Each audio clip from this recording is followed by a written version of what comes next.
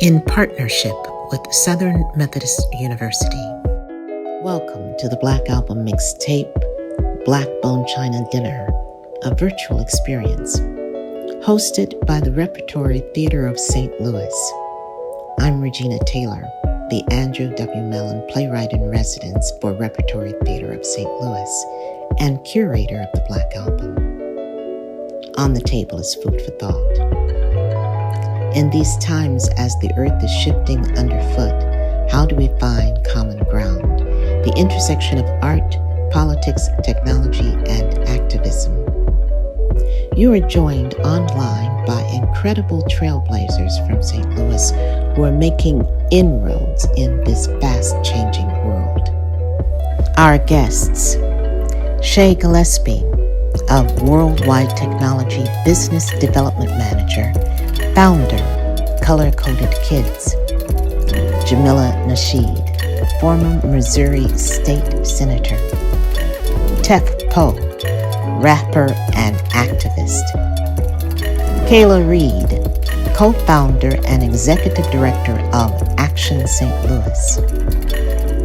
Hana Sharif, artistic director of the Repertory Theater of St. Louis.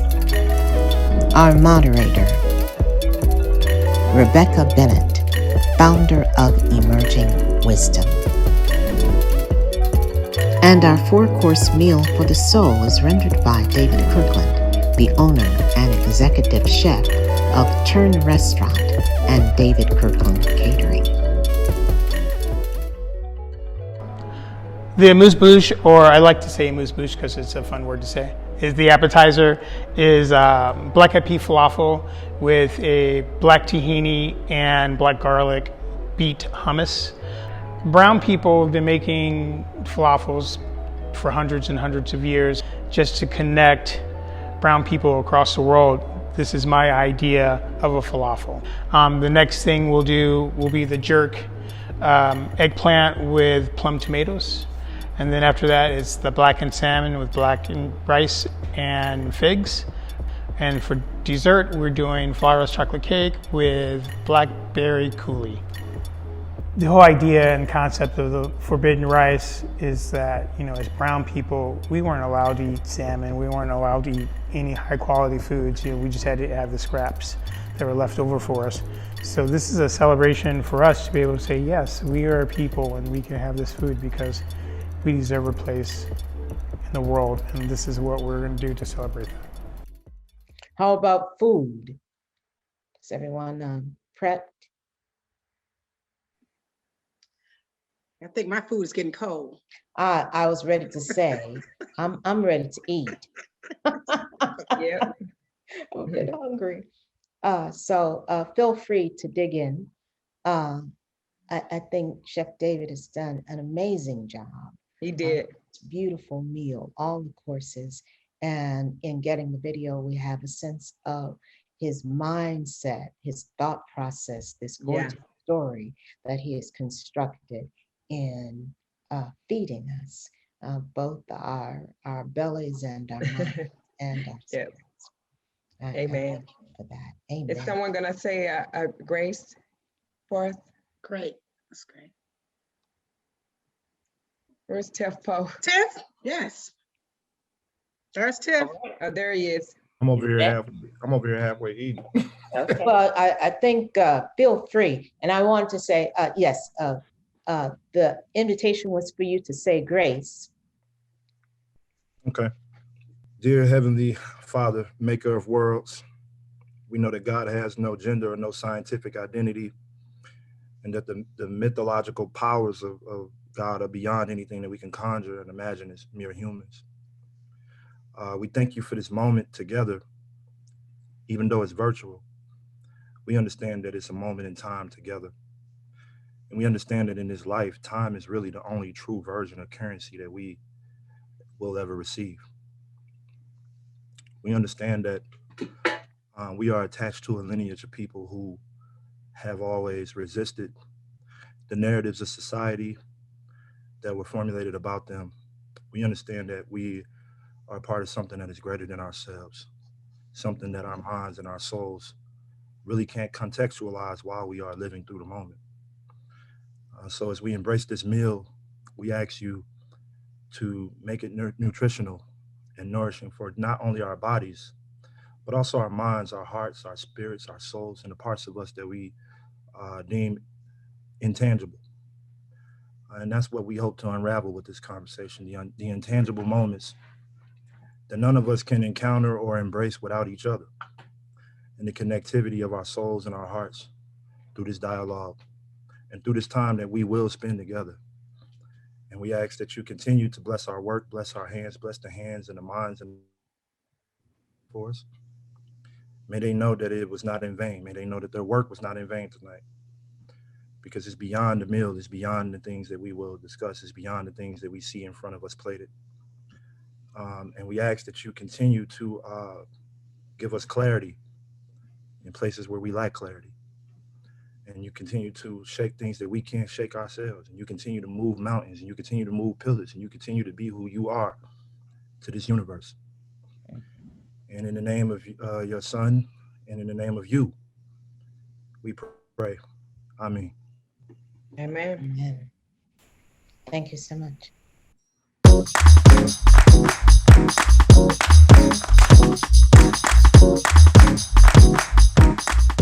I wanted to know, does anyone have a garden? Is anyone a gardener here? I am not a gardener. I tend to green things, so I have a home full of plants. But we started a small garden last year with kale and spinach and strawberries and potatoes. And the strawberries didn't make it. But everything else did. So we're beginning to move in that direction as a family, to grow what we eat, so that we know the source and the process and Yes. all of that. But I can't claim the moniker gardener yet, because I'm still in the baby stages. I hear you. Yes. When COVID-19 came down and I knew that the city, Chicago, was ready to shut down, I was trying to decide where I wanted to be for that shutdown. I live in an apartment building in Chicago, and I have a home that was my mother's home in Dallas, Texas. So I decided to go for some space where I would have a yard, and figured, I'll pack a little bag, because I figured it would be a couple of months till June at the latest. So I packed a bag, got my cat Coltrane, and I got a long haul driver to drive us from Chicago to Dallas. So that's where I've been for the past year. Very well sequestered. It has brought me a great deal of comfort to be in my mother's home, to sit at her table for meals, to be able to walk out in the garden. And there she is. She's still there, those plants. And she planted flowers, perennials that continue to grow. Those things that she put in the ground and continue to this day. She also transplanted other people's flowers, my grandmother's irises, my aunt's bulbs. A couple of my aunts also were one. Everybody had a green thumb. So there are plenty of flowers out there that keep coming up, and there I can go outside and commune with them, to talk to them, to be with them. That's been very comforting in this time. Talking to Hana about transplanting to St. Louis. That was one of the first things I wanted to do, was to send the dirt and my mother's irises to St. Louis to find what ground that is that they should reside in, a place that might have historical significance to St. Louis. In the meantime, I am seeking people who might tend to or adopt these transplants, this dirt and these flowers that meant so much to my grandmother, my mother, and now myself. Transplanting myself to St. Louis in terms of memories, in terms of my history, where I come from, the dirt, where I come from, but the wholeness of who I am as I continue to travel through this world. So that was one of the first things I talked to Hana about in terms of being here, and I am here at this moment, not virtually, but in flesh and blood in St. Louis today, having this meal with you. In my experience, that there's not a person among us That's right. who hasn't been impacted by this pandemic, though the ways in which we are impacted differ based upon our life circumstances and our relationships to systems and institutions.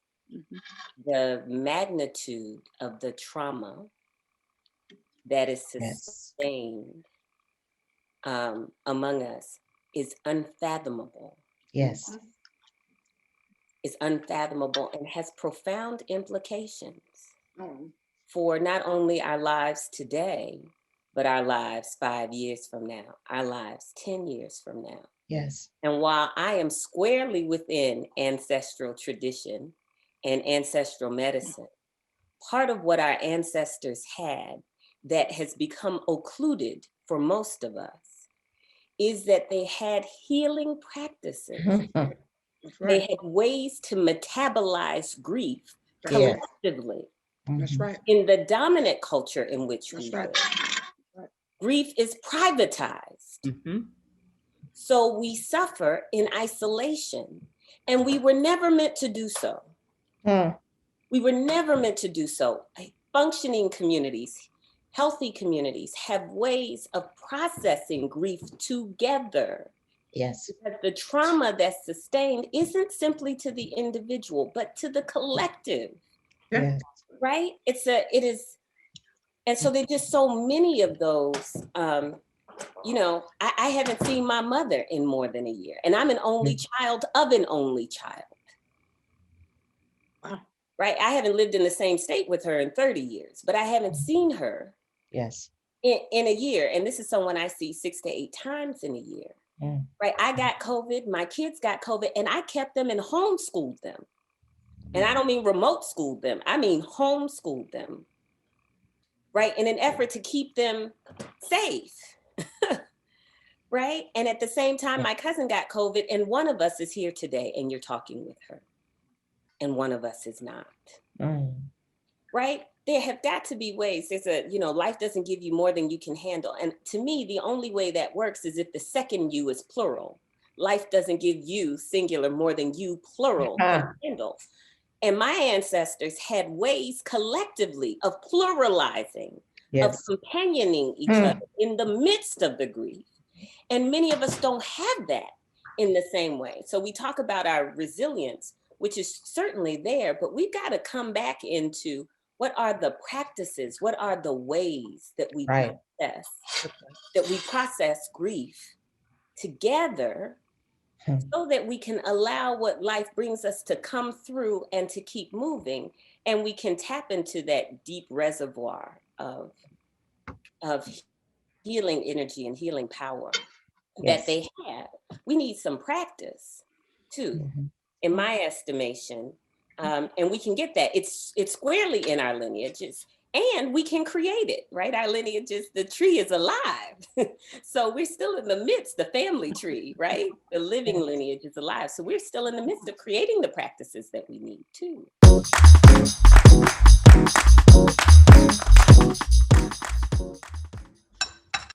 Who all is from St. Louis? That was my question. As natives of St. Louis, what do you love most about it? Well, I'll say this here. I mean, if you can't make it in St. Louis, you can't make it anywhere. Cost of living is really, really low. That's what I like most about it. But you know, I was born and raised here in the Doris Webby housing projects. My mother came home. I mean, my father came home from the Vietnam War and was shot and killed by way of a drive-by shooting. And 2 years later, my mother fell into a deep depression and she committed suicide. So when we talk about mother and father and the family connection, I don't know anything about that. You know, I was raised by my grandmother who was left behind in Philadelphia because she was too dark. And her mother was married to a, I think he came from Louisiana. He was Creole. And they left her behind. And so her sisters had to bring her to St. Louis when she was like 16 to 17. They found her. But we grew up in Doris Webby House projects. I acknowledge that I hear you, and I give prayers to you, to your family. It's very traumatizing for a child to grow up without a mother or a father. Just imagine that, right? Yes. And then just walk through life from 2 years old up to 49 years old and still be wanting to see your mama, still want to pick up the phone and call her daddy, you know. And so, but I know, we plan, but God is the best of planners, you know. And, Yes. You know, I just was just listening to y'all. I'm kind of getting a little teary-eyed right now because I still think about, family structure and how important it can be for the lives of so many young kids that's growing up, especially in an environment that we see today. Many of them, they have parents that are alive but are dead. They're dead physically, they're dead emotionally, and they have to live with that each and every day. So, but yeah, I just think the cost of living is the best part of it. For me, I have a lot of natural feelings that coincide with everything that everybody said. Mainly because I am an internationalist. I've had to find ways to evangelize St. Louis all across the world. And the one thing I find true about St. Louis, I was telling a friend of mine last night in Houston, that the thing about being from St. Louis is like, especially Black St. Louis, I see white St. Louis is a figment of people's imaginations to me, because white St. Louis doesn't really exist. So I shouldn't have to say Black St. Louis, because Black St. Louis is the dominant St. Louis. There's only a white St. Louis because we're compassionate enough to say white St. Louis, but St. Louis is a Black city. So the thing for me is I'm always trying to proxy myself into a position of telling the truth.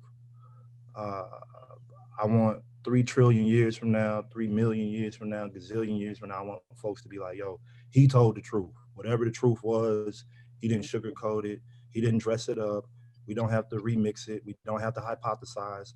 We don't have to philosophize it. He told the truth, period. So for me, the truth is St. Louis is a very hard place to be from. It's a very hard place to live. When you make a choice to live there, you are making a conscious choice to do the opposite of what everybody else is doing. The truth is my friends are dying. They don't have much. The city is falling apart.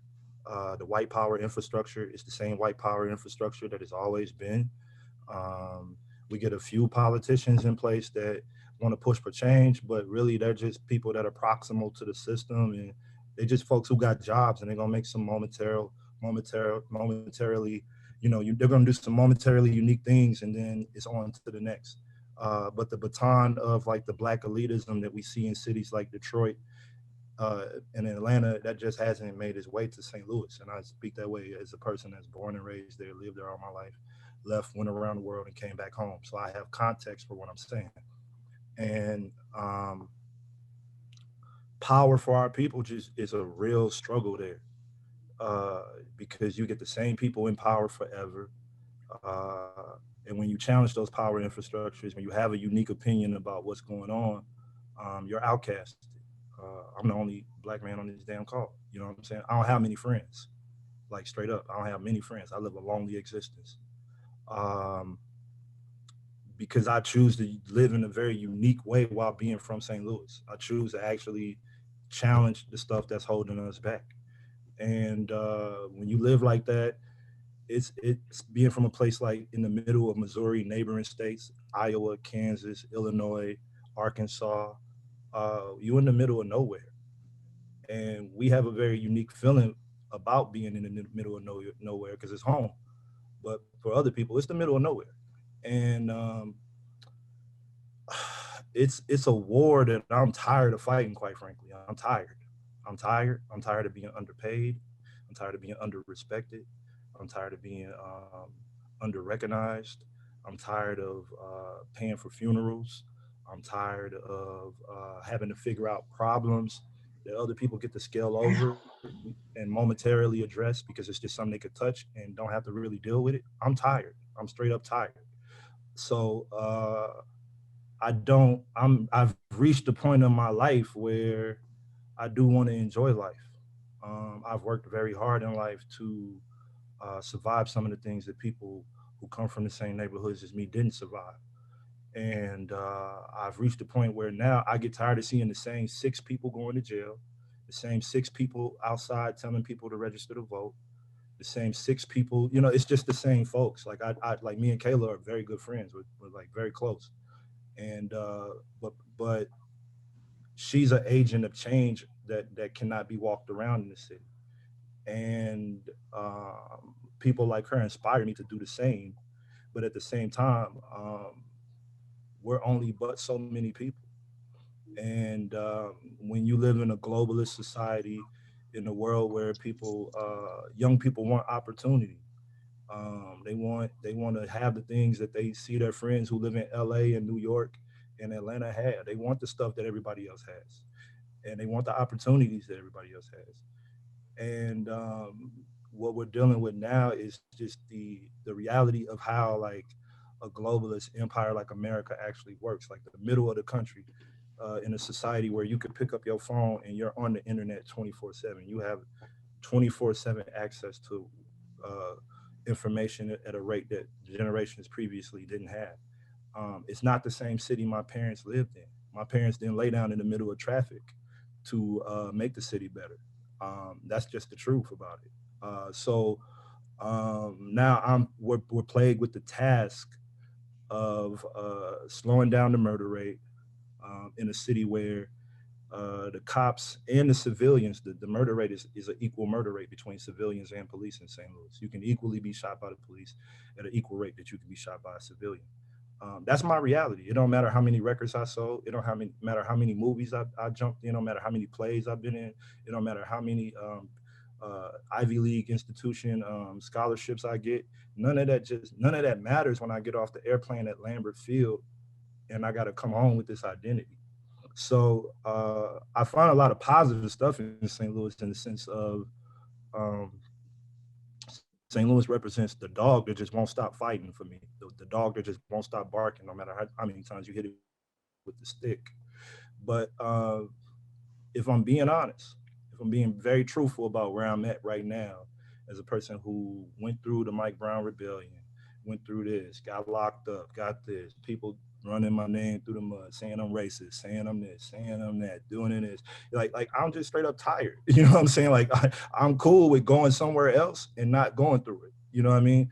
And that isn't what I've selected because I believe where you live geographically as a black person is a political choice. Like you make the choice to be attached to your people when you don't gotta be, because that's the significance of Moses. Is that Moses left the entrappings of Pharaoh, and when Moses was wandering in the wilderness, what was on Moses' mind primarily was his own people. You know what I mean? Like what is God going to ensure me with that will give me the ability to go back and free my people from the shackles of Pharaoh? So, and that's not an easy task. We romanticize those things, but the truth about it is it's not easy. And I find myself, I'm grateful for the fact that being from St. Louis makes me tougher than people from other places. I hear people complain about things that a person from St. Louis would never complain about. But I have reached a point where, you know, I'm doing a lot of consideration about the magnitude of my own life and what's possible for me in the future.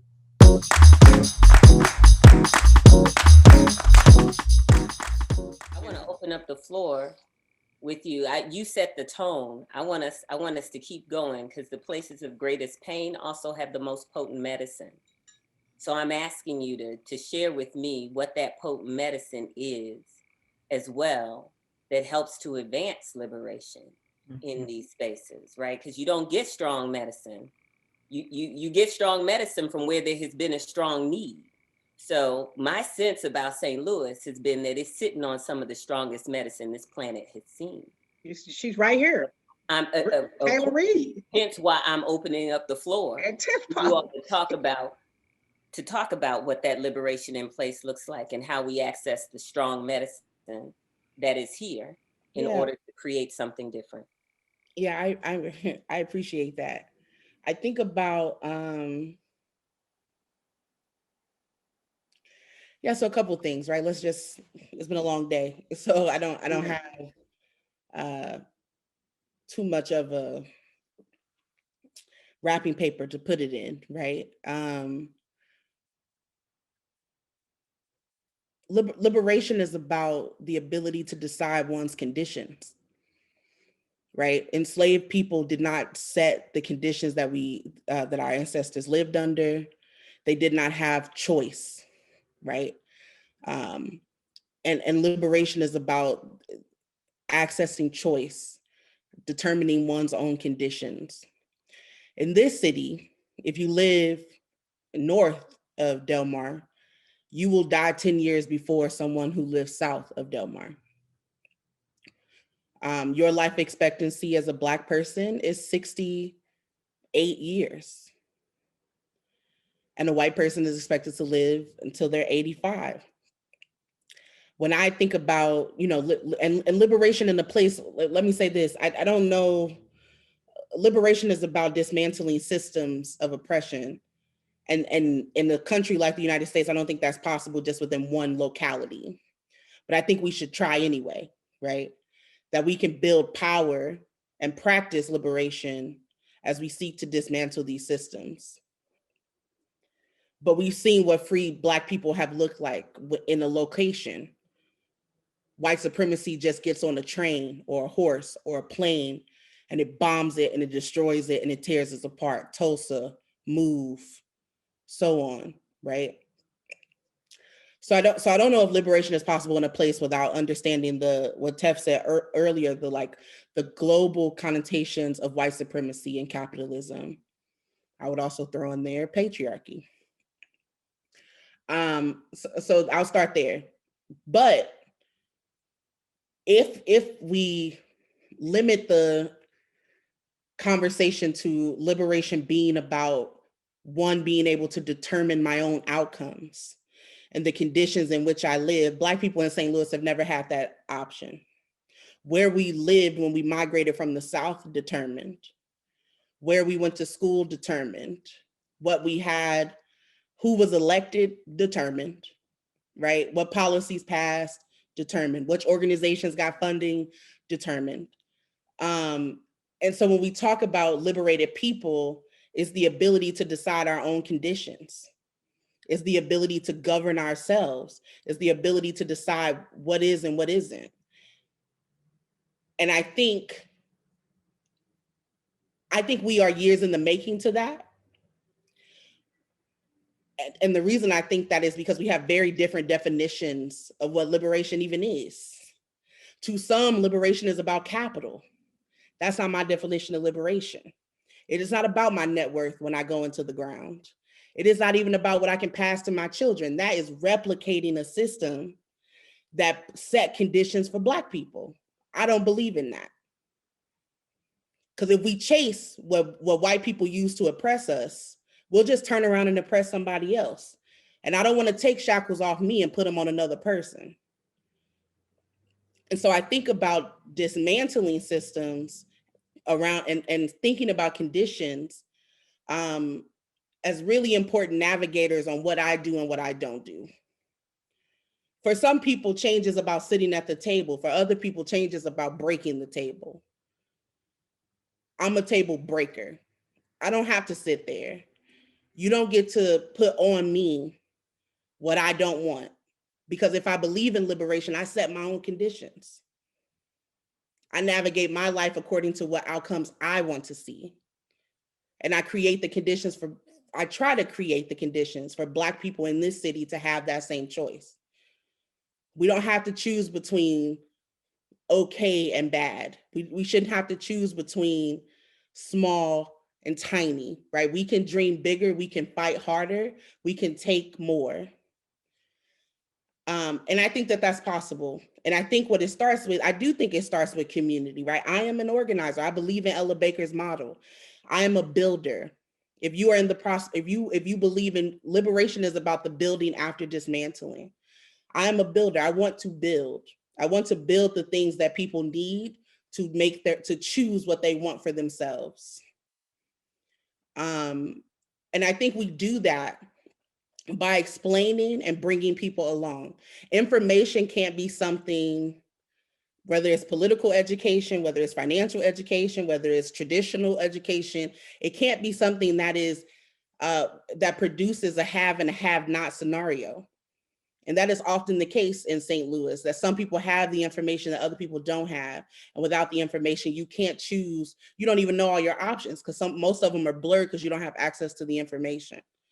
So for us, for me as an organizer, and I do think that is the only title I'll take on is as an organizer, it's my job to be an onboard to information so that people can make what decision they will with that information, to be a truth teller, to be unapologetic about it, to point out the bad, to expose those who do us harm, and hope that people continue to trust me to do good. But I'm only in the position of leadership as long as people will have me. And it's my job to develop as many people to take my job in a couple years as possible. So I think it's about conditions, Rebeccah. I honestly do. And Black people in this city having the right, having the access to set our own outcomes, where we want to live, what we want to do, who we want to be, how we want to be, and not replicating harm onto others, because that's what you do when you don't have choice. You replicate what you see. When we think about children, they say what they hear because that's the information that they're being given. If we gave people pathways to freedom, they would take it. If we showed them who created the conditions that harmed our communities, they would dismantle it. But I think that, we have a long way to go and a lot of alignment between different people inside of our community so that we're presenting the same story to the people. We're presenting the same facts to the people. We're presenting the same plan to the people. Really, we're not even presenting it. We're making space for the people to determine the plan, and we all find our position in that plan and do that work. The future is already here. It's just unevenly distributed. Oh, for sure. Right? It's already here, but it's unevenly distributed. Unevenly. Right? So this is my segue to you, Shay. I'm passing the baton because we've heard we need to tend to our core, right? We got to do a better job of loving ourselves. We can tap into that power of self-love. We've heard we've got to dismantle the systems and address and change the conditions. We've heard we got to lean into innovation, right? And the innovation that we're talking about is basic in some places, and there's been a wholesale effort to keep us in check. But innovation is part of what is going to help transform things. So I'm wondering what seasoning you're going to contribute to this pot here. So I'll just piggyback off of what Tef Poe said. It's not peaches and oranges. Here comes Miss Peaches and Oranges. So I see a lot of things. Like I said, I focus on a lot of the positives. Kayla, I want to go back to what she said. I wish I had a mic for her to drop when she finished because everything she said was on point. And that's what I love about these types of things, because it does open my eyes to something that I didn't even think about. So her point was well vested in my brain when she said, why try to be why try to get out of oppression to build capital of wealth when that's exactly what the white man is doing. You want to be a change agent. And I just love that. I of course, I'm not saying it as eloquently as you, but that really stuck with me, what you said. But I will say to what Tef Poe said, innovation is definitely key, but I'll add to that awareness and self-awareness. And what I love about, if you guys will think about this last year, like I said, I try to think about the positives and focus on those things. And if you guys think about the last year, how many changes have been made in society? It's slow. I'm not saying that we're all a different society now, but there have been a lot of eyes opened that were closed shut for years, and non-minorities, that not the collective, but there are a lot of people, especially working in the corporate America. Like I said, I work with a lot of Fortune 100, so the largest corporations on the planet I work with, and I'm talking to their CIOs and their CEOs about technology and innovation.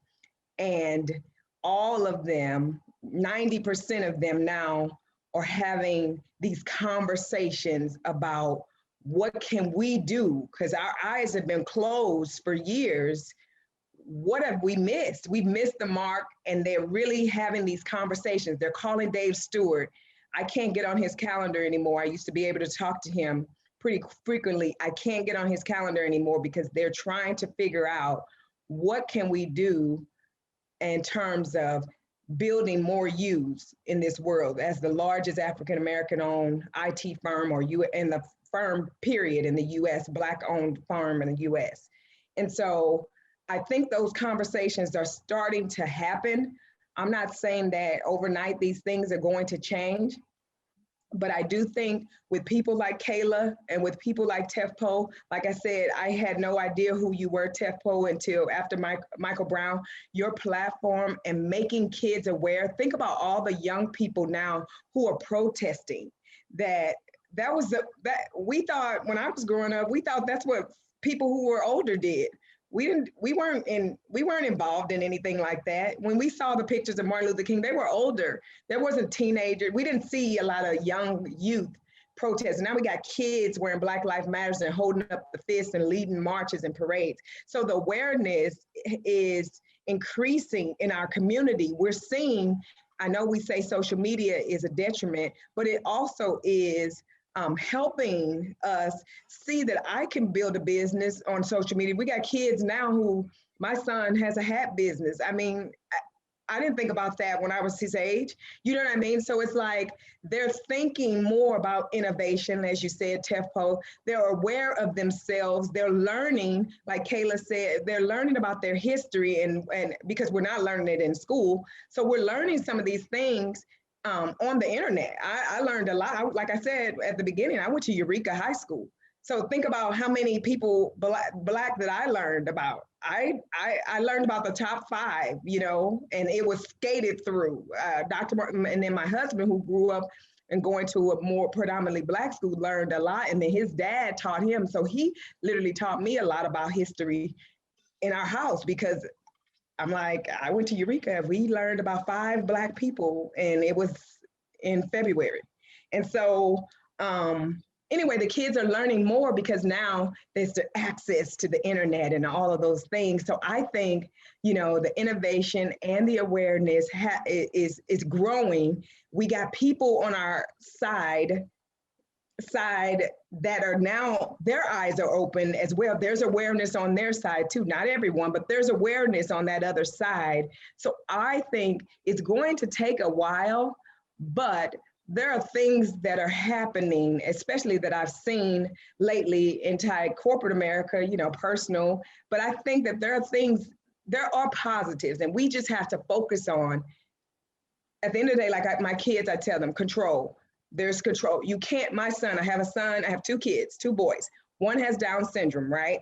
One is quote unquote normal. The one with Down syndrome is my party boy, right? He gives 2 F's what you think about him, right? And so we party. Aldi, wherever Aldi, he's dancing. And my oldest is like, Mom, he's so embarrassing. He's so embarrassed. I said, look, you're gonna be dealing with that your whole life. The only thing you can control is yourself. You can't control anything he does or anything, anybody around you. So you're gonna have to deal with it, do what you gotta do, but you can't let what someone else does manifest inside you, because that's wasted energy. And so I'm teaching them that. And that's the same thing with these things in the society. I can't control this Mr. Negative over here, or Mr. wants to do this, or you want to do this, or you don't like Black people because you're this or that. I can't control that, but what I can do is arm as many people as possible in our community with what I believe is going to be their future existence. So technology, that is my passion. You know, I just started another side business to color-coded kids, color-coded money, where we're teaching kids about wealth management and credit and understanding that we call it BYOE, bring your own equity, where you are responsible for building. You can't keep saying, I need a stimulus check. Oh, that's coming. The 1,400 is coming and I need it and I'm going to buy some shoes. You got to be responsible for building your own equity. And that is another passion of mine. So for me, I'm focused on not the ills of St. Louis, but what can Shay do to make it better, or to help a kid understand that you can survive, you can get out of it. I grew up in the projects. I grew up down the street from you, Jamilah, Car Square Village. I grew up in the projects, and I can tell. I can tell. So I know, but I just believe that we have to find out what it is that we can do, like a Kayla, like a Tef Poe. What can we do to make the society better, make St. Louis better? And that's all really my passion is, and that's what I'm here for.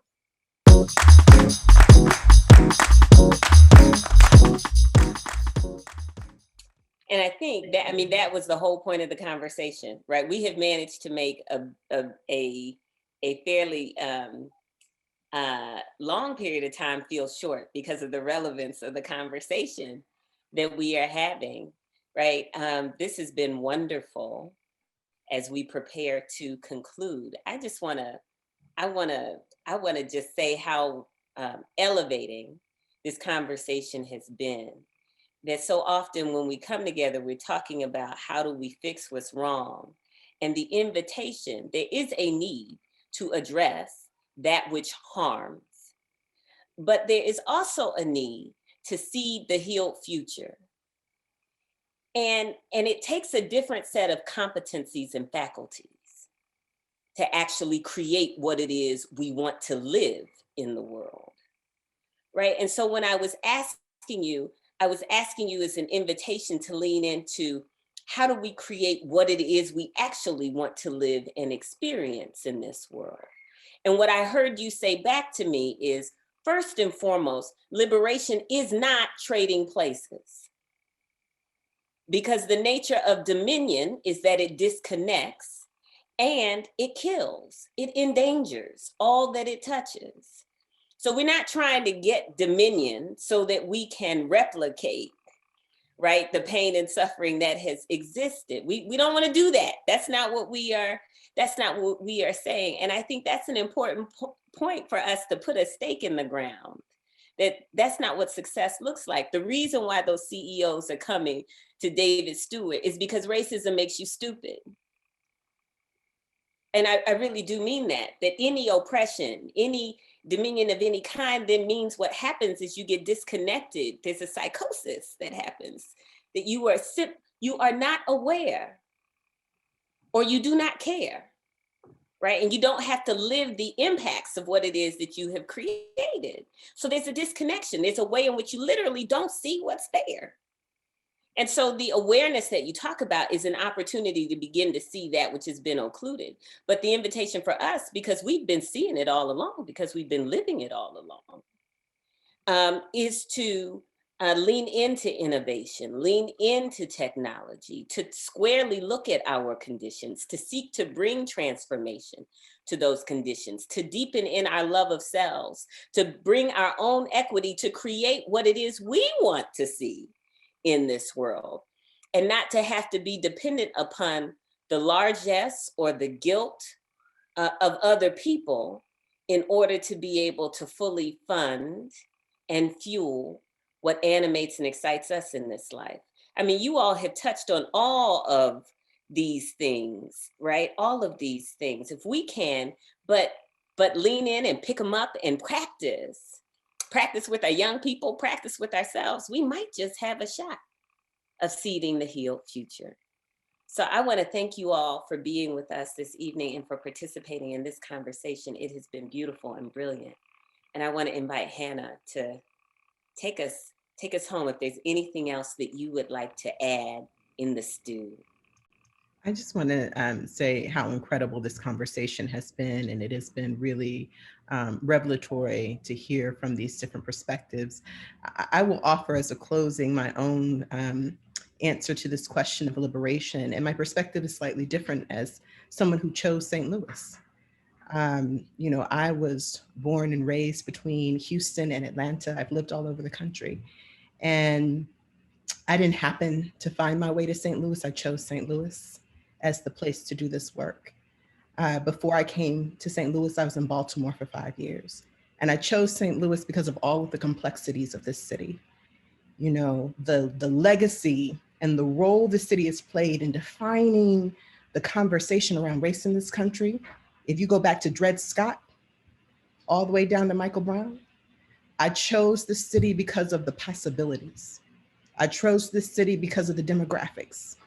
I chose this city because I'm an artist who doesn't believe in arts for art's sake alone. I do this work not because, I mean, I can make pretty plays in my sleep. That isn't what gets me up. I chose this work because I believe fundamentally that art is a method for transformation and liberation. And I chose St. Louis because I believed in what is possible in this city. And I will tell you, this conversation has only made me lean in and believe more. You know, I often say that I believe that no matter where you are on the spectrum, you deserve access to the highest quality of art and the tools to tell your own stories.